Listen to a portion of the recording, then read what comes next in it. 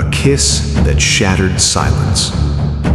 They said a kiss was gentle, a symbol of affection. For Eliza Gray, it was a wound that never bled, yet never healed. Eliza was a maid in the grand household of Lord Harrington, one of the most powerful men in the city, a man whose wealth came from factories in the east and whose influence ruled the west. Two empires bowed to him, one of money, the other of fear. Eliza belonged to neither. She belonged to the shadows, to early mornings and late nights, to scrubbing marble floors that reflected chandeliers she was never meant to look at directly. She was poor, born to a seamstress who died too young, and a father who disappeared into debt. Service was not a choice, it was survival. Eliza learned to keep her eyes lowered and her voice soft. In that house, silence was safety. Lord Harrington noticed her not because she was loud or beautiful, but because she was invisible. Invisible people, he believed, could be taken without consequence. One evening, when the halls were empty and the air smelled of wine and smoke, he called her into his study. His voice was calm, practiced, the voice of a man used to obedience. Eliza stood near the door, hands folded, heart racing. He spoke of trivial things, dust on the shelves, the clumsiness of other servants, then stepped closer. The kiss came suddenly, unwanted, heavy with power. It was not love, it was not passion, it was possession.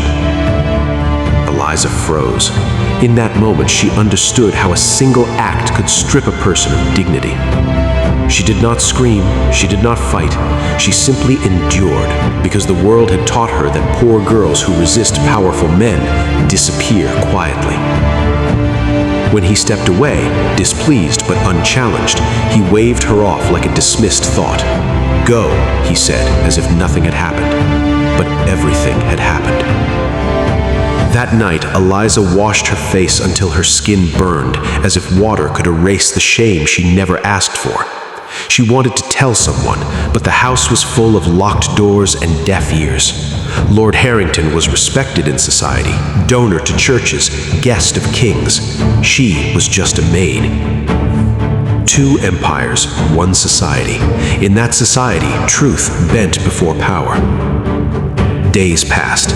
Eliza worked as before, but something inside her had hardened. She watched the world differently now. She saw how men like Harrington built their empires on the backs of the powerless, how respectability was a costume worn to hide rot. Then something unexpected happened. A factory accident, one of Harrington's factories overseas, killed dozens of workers. Protests erupted. Newspapers began to question him. Cracks appeared in the empire. Eliza found courage not in anger, but in clarity. She wrote a letter, not emotional, not dramatic, just facts. What he did, when he did it, how power protected him. She sent it to a journalist who had begun investigating Harrington's dealings. The story broke quietly at first, then loudly. Other servants spoke, other victims came forward, women from different cities, different classes, same silence. The empire shook. Lord Harrington was never convicted.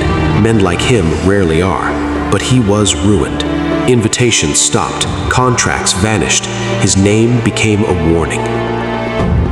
Eliza left service soon after. She did not become rich, she did not become famous, but she became free. Years later, standing in a small room she rented with honest wages, Eliza understood something vital. The kiss had not desecrated her, it had exposed him. Empires fall not only by wars, but by truth whispered by those once forced to be silent. And sometimes a poor maid changes a society, not by power, but by refusing to disappear.